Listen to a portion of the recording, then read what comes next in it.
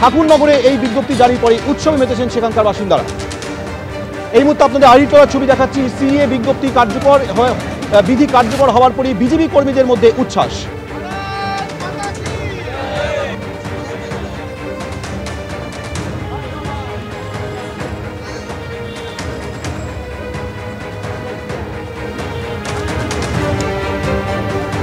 আহিরিটোলা ঘাটের ছবি আপনারা দেখছেন, সেখানে প্রদীপ জ্বালিয়ে বিজেপি কর্মীদের মধ্যে উচ্ছ্বাস।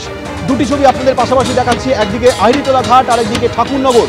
সেখানেও সিএ বিজ্ঞপ্তি জারির পর কার্যকর হওয়ার পর উচ্ছ্বাসে মেতেছেন সবাই। এই মুহূর্তে আমাদের সঙ্গে আহিরিটোলা ঘাট থেকে রয়েছে আমাদের প্রতিনিধি সন্দীপ সরকার। সন্দীপ, বিজেপি কর্মীরা উচ্ছ্বাসে মেতেছেন, দেখাও ছবিটা।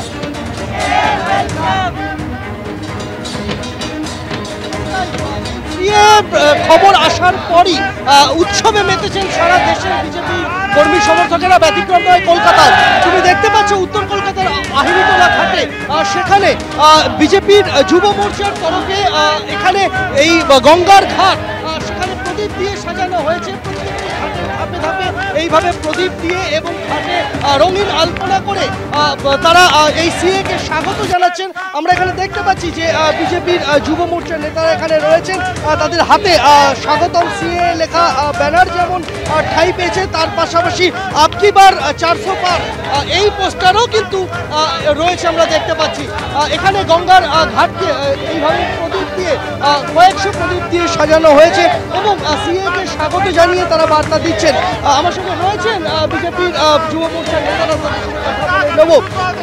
আজকের এই সিএ লাগু হওয়া তাকে স্বাগত জানাতে কি যাবতীয় আয়োজন?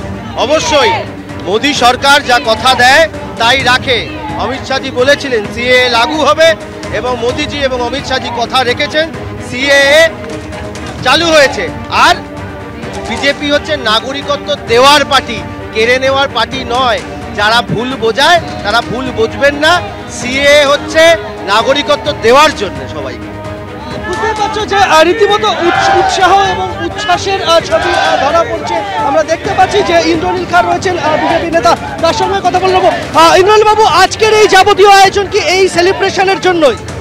এটা যারা অন্যান্য দেশ, বিশেষ করে পুরো পাকিস্তান থেকে, বাংলাদেশ থেকে, আফগানিস্তান থেকে, বর্তমানের পাকিস্তান থেকে যে সকল ধর্মীয় কারণে যারা নিপীড়িত, সেই সকল মাইনরিটি কমিউনিটি, তিনি হিন্দু হতে পারেন, তিনি খ্রিস্টান হতে পারেন, তিনি বৌদ্ধ হতে পারেন, তিনি জৈন হতে পারেন, এবং সেই সকল রিলিজিয়াস মাইনরিটি যাদেরকে অত্যাচার করা হয়েছিল তাদেরকে আজকে ভারতবর্ষ নাগরিকত্ব দিচ্ছে।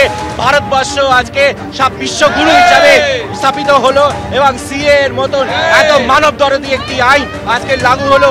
এটা এক ঐতিহাসিক দিন।